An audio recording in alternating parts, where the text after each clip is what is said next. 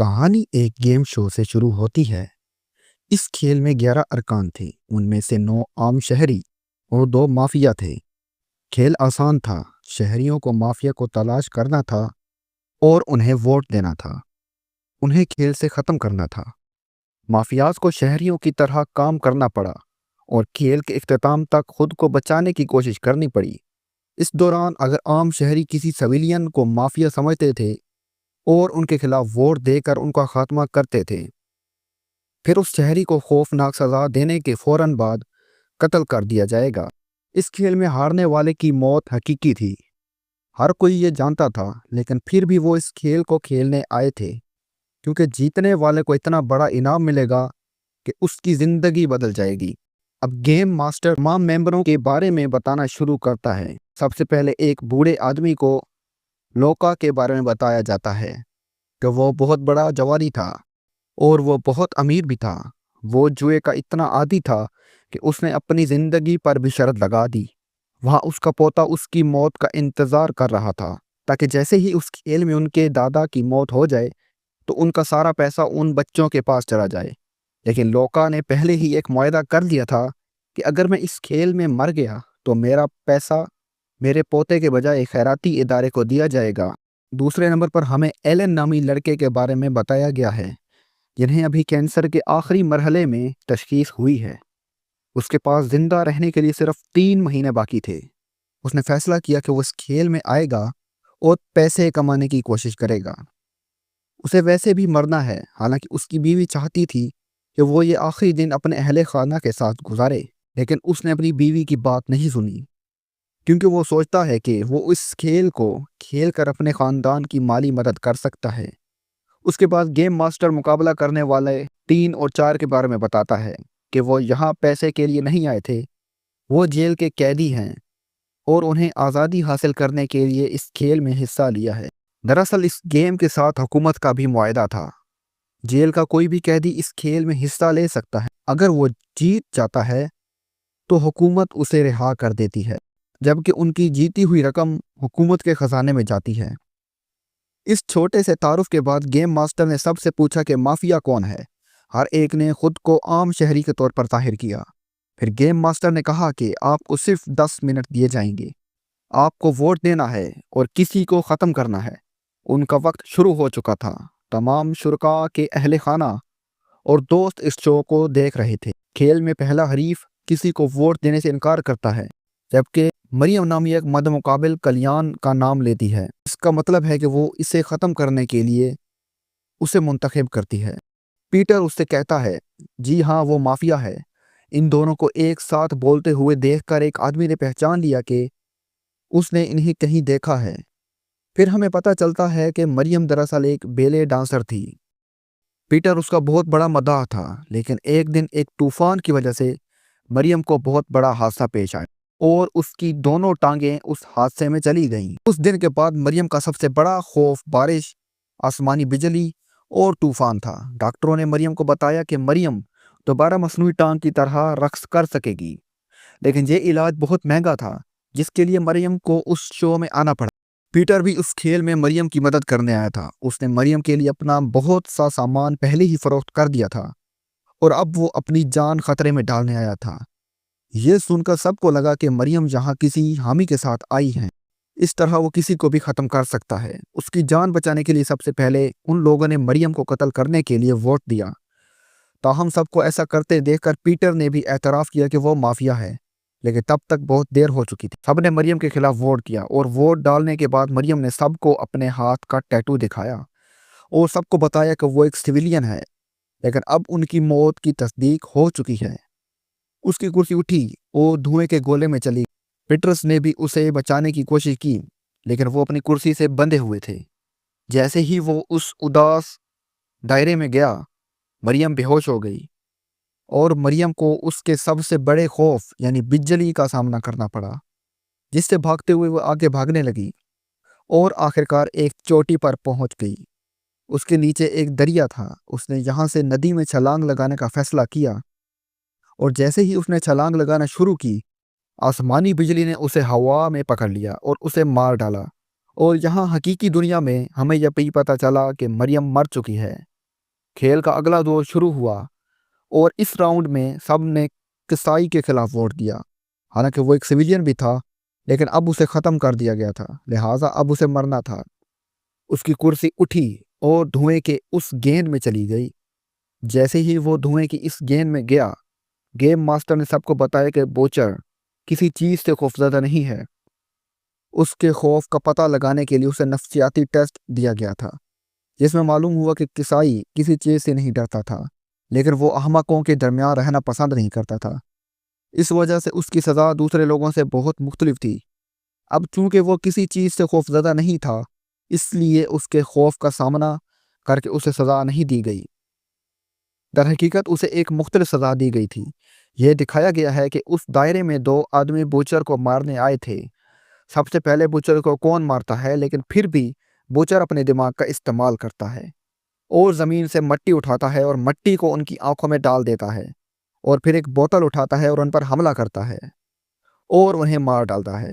لیکن یہ محافظ بار بار مرنے کے بعد بھی زندہ تھے، لیکن کسائی نے ہمت نہیں ہاری اور بار بار ان سے لڑتے رہے اور انہیں مارتے رہے۔ یہ دیکھ کر بوچر کے تمام ساتھی خوش ہو گئے۔ آخر جب محافظ مر گئے تو بوچر نے بھی یہ سوچا کہ اس کی جان بھی نہیں بچائی جائے گی، لیکن ایسا نہیں ہوا۔ اچانک جیسے ہی اس نے اپنا پاؤں پیچھے رکھا، اس کا پاؤں ایک پتھر سے ٹکرایا اور وہ کھڑا ہو گیا۔ جب وہ واپس گرا تو اس کے سر میں بڑے بڑے سوراخ تھے اور وہ وہیں مر گیا۔ جیسے ہی بوچر کی موت ہوئی، گیم ماسٹر نے ٹائمر کو دوبارہ سیٹ کیا اور انہیں دوبارہ مافیا کو ووٹ دینے کے لیے کہا۔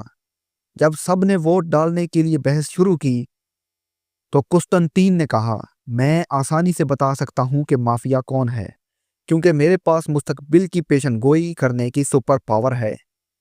لیکن مجھے سیاہ رسول کہتے تھے، میں بھی حکومت کے لیے کام کرتا ہوں، میں انہیں جنگ کے دوران مشورہ دیتا ہوں، اور اس کے علاوہ میں نے کئی پیرانارمل شوز میں بھی حصہ لیا تھا۔ قسطنطین کے مطابق اس بار پیٹر مافیا تھا۔ سب نے اس سے پوچھا، اگر آپ پہلے ہی جانتے تھے کہ مافیا کون ہے تو آپ نے پہلے لوگوں کو مرنے کیوں دیا؟ پھر پیٹرس نے کہا، میں یہ سب پیسے اپنے لیے حاصل کرنا چاہتا ہوں، میں اس پیسے کو کسی سویلین کے ساتھ تقسیم نہیں کرنا چاہتا، یہی وجہ ہے کہ میں نے پہلے جو کچھ ہو رہا تھا اسے چھوڑ دیا۔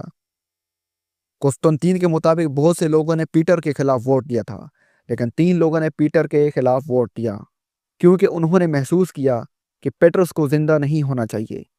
وہ کھیل میں اپنی طاقت کا استعمال کر رہا ہے اور یہ بالکل بھی منصفانہ نہیں ہے۔ لیکن قسطنطین کے خلاف ووٹ کم تھے اور پیٹرس کے خلاف ووٹ زیادہ، اس لیے پیٹرس کو نکال دیا گیا۔ اب پیٹرس کو قتل کر دیا جائے گا۔ پیٹرس کو مریم کی موت کے سوا کوئی خوف نہیں تھا، لیکن نفسیاتی ٹیسٹ سے پتہ چلا کہ پیٹر پانی سے ڈرتا تھا۔ یہی وجہ ہے کہ وہ اسے کالے دائرے میں پانی میں بھیجا گیا۔ ایک چھوٹی کشتی سمندر کے وسط میں تھی اور آس پاس کی شارکس نے اسے ہلانا شروع کر دیا۔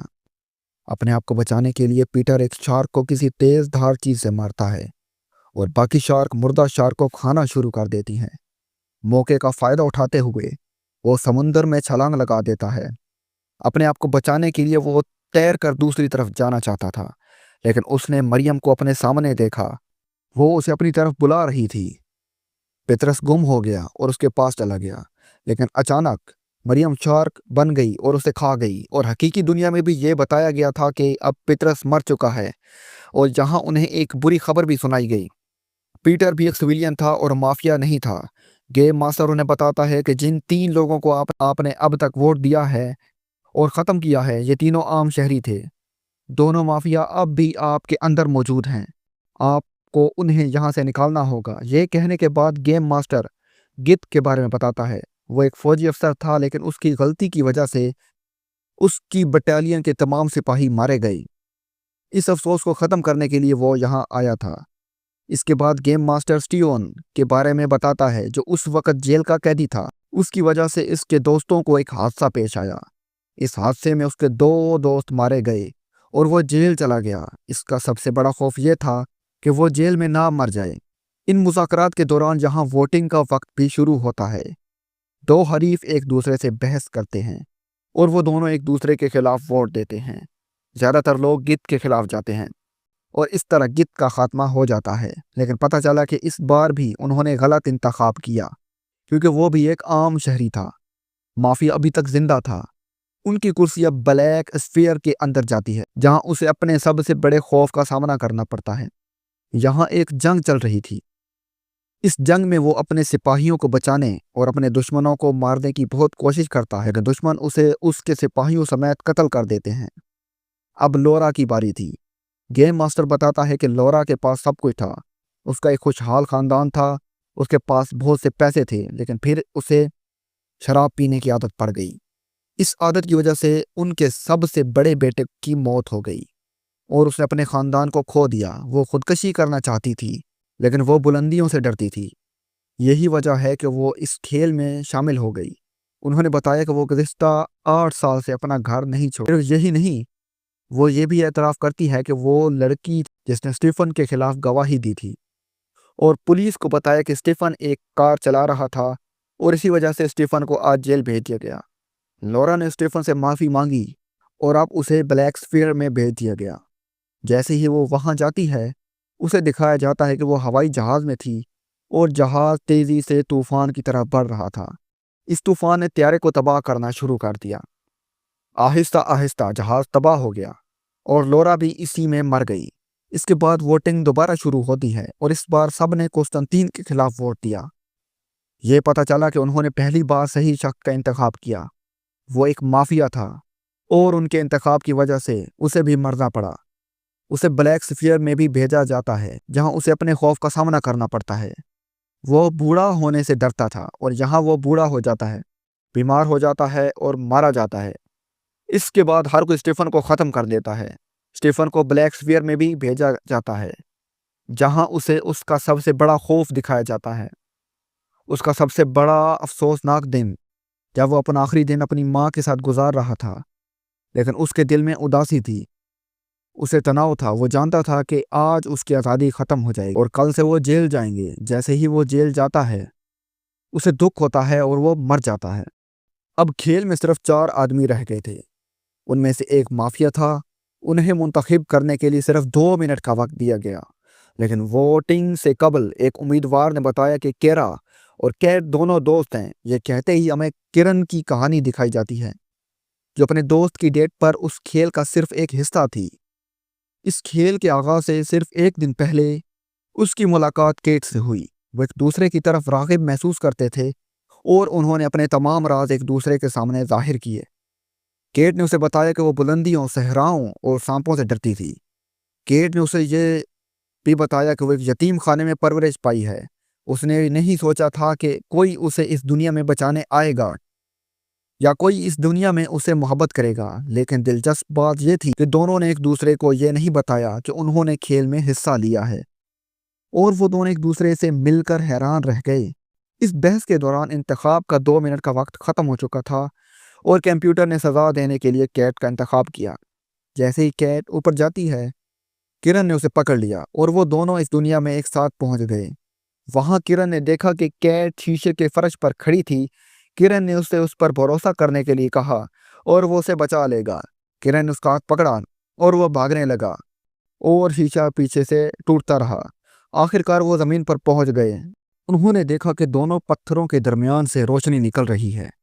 جیسے ہی وہ روشنی میں پہنچے، بہت سے سپاہیوں نے ان پر حملہ کر دیا۔ جب وہ سانپوں سے فرار ہوئے تو ان کا سامنا ایک بڑے اژدھے سے ہوا۔ اژدھے نے ان دونوں پر حملہ کر دیا۔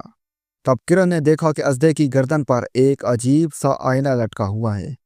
اس نے آئینہ تھاما اور اژدھے پر سورج کی روشنی ڈال کر اژدھے کو مار ڈالا۔ وہ آئینے کے ساتھ پتھروں کے پاس چلی گئی۔ پہلی مثلث سے پتھر چمک نہیں رہے تھے۔ جیسے ہی انہوں نے پتھروں کے درمیان ایک آئینہ لگایا، پتھر دروازے کی طرح کھل گئے۔ اندر انہوں نے ایک اور گھر دیکھا۔ جب وہ اندر گئے تو کیٹ نے کرن کو بتایا کہ یہ ان کا یتیم خانہ ہے۔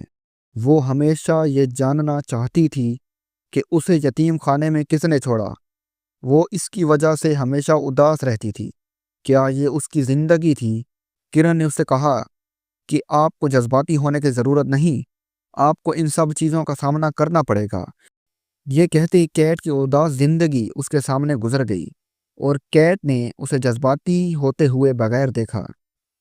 ان تمام مشکلات پر قابو پانے کے بعد جب وہ آگے بڑھے تو انہوں نے دیکھا کہ وہ آخر کار گیم ماسٹر تک پہنچ گئے۔ گیم ماسٹر نے انہیں بتایا کہ وہ اس کھیل کے فاتح ہیں کیونکہ وہ تمام نفسیاتی ٹیسٹ پاس کر چکے تھے۔ گیم ماسٹر نے سب کو بتایا کہ کرن دراصل ایک مافیا تھی۔ قوانین کے مطابق اگر ایک سویلین اور ایک مافیا کا خاتمہ کر دیا جائے تو مافیا جیت جاتا ہے، لیکن کیٹ کے لیے ایک فائدہ یہ تھا کہ اسے زندہ جانے کی اجازت مل گئی۔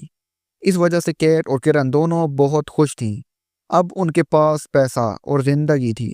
جیسے ہی وہ حقیقت کی دنیا میں آتے ہیں، یہ کہانی انہیں آرام دہ اور مطمئن دکھا کر ختم کر دی جاتی ہے۔